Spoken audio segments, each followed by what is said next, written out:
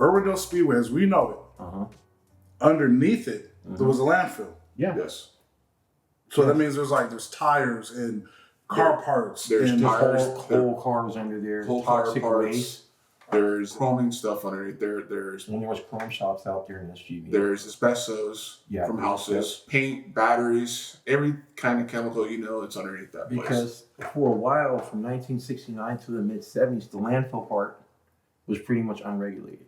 And then all these new regulations came in. Oh, because we have space. Let's just throw And that's stuff what in it. people, and that's what people are doing, because even further back this is what's been happening in Irwindale. Like, it's a rich city for being such a tiny town. There's only 1,500 residents. It's only 7-8 square miles, the whole town. Yeah. But that town generates $200 million in revenue a year. And what was going on earlier with the land was they had these earlier mines from the early 1900s eventually closed, like what we know as Irwindale Speedway closed in about 1959, right? But I do have documents, government documents, to back up my assertions. And all the reports shows things that this guy having drums of chemicals and stuff on the property not supposed to be there. He would just tell the inspector, oh, that belongs to this guy over here, or this belongs, it's not supposed to be on the property. And then I kept going like, oh, from the track was designated from a landfill in 99 when it first opened, so it became a racetrack. Lo and behold, there's one document. That says a lot, because if you were to just happen to sit down, Google some stuff, and this is all well before the internet even existed. Exactly. But you were still able to find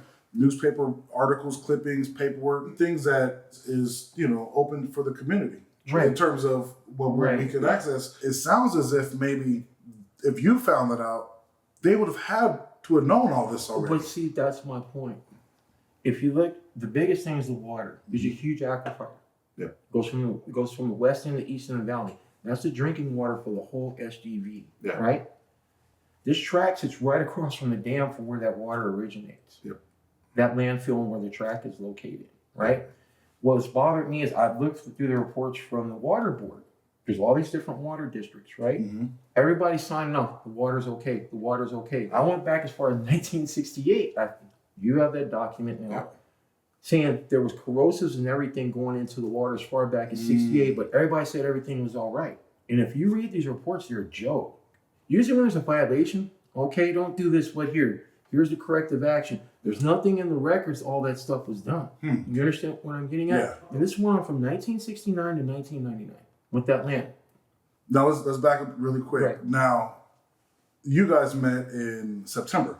October. We were talking online on Facebook. But you ended up sending him some stuff. Yes. Right. Now, what was it that you found or you came across to where you thought that it should garner his attention? The toxic waste stuff that was underneath it. So you also Knew about it. Everybody on the board of commissioners for the city of Irwindale, the councilmen, right, are aware of all this. They lived there. They grew up there. They They even raced drove there. by this stuff there. Some of them even raced at Old Irwindale. Yes. You don't realize there's an Old Irwindale. Yeah. We're talking about New Irwindale, Yeah. right? They're all aware of this stuff. I made calls asking Mayor Barola for a sit-down one-on-one, him and Councilman Garcia. Yeah. Did anybody call me back? No. I sent things to their planning commission, right? And some of our partners ran over there physically, brought some The OGs papers. did. They brought the papers too to that. showing them like here. Yeah, right? showing them there. And Yeah. pictures of the big tire fire that was there and all that stuff. And what was their response? No response. No response whatsoever. And Yeah, it's nothing. been really strange over this last month. We wanted to get insight on how to save the track on another facility, the one that's dug up across the freeway that you see. Right. If you're coming northbound getting off. Yeah. We found out IDS bought up like 4 or 5 properties using our tax dollars, Green Initiative money. IDS? Yeah. IDS. And they have a BS And holding company. that's the real estate company That's that Right. Yeah. They have a BS holding company called Irwindale Industrial LLC. And I've done a lot of investigations company now. What we're fighting against is a $9 billion company that has money from CalPERS. with the B, 9 billion. Billion. Billion. They Like got $1 money billion. from Fox Entertainment, Lionsgate Entertainment, Boeing Real Estate, the biggest banks in America, JP Morgan, City. the So biggest pension fund in the state. yeah, and so they have interest. This But company I has don't think interest they in- were aware day to day. They're only investors. See, IDS is like what we call a real estate hedge fund. Yeah.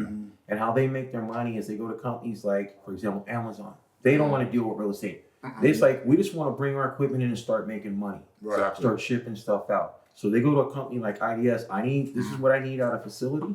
storage So battery system. it's almost as if IDS does the dirty work in terms of buying the land or whatever, Right. and then after that, they can get another company to come in. Hey, it's ready to go. Yeah. Right, And and they then pay them a after that, big they lease both payment on benefit. that. Yeah, Yeah, they right. both benefit on that.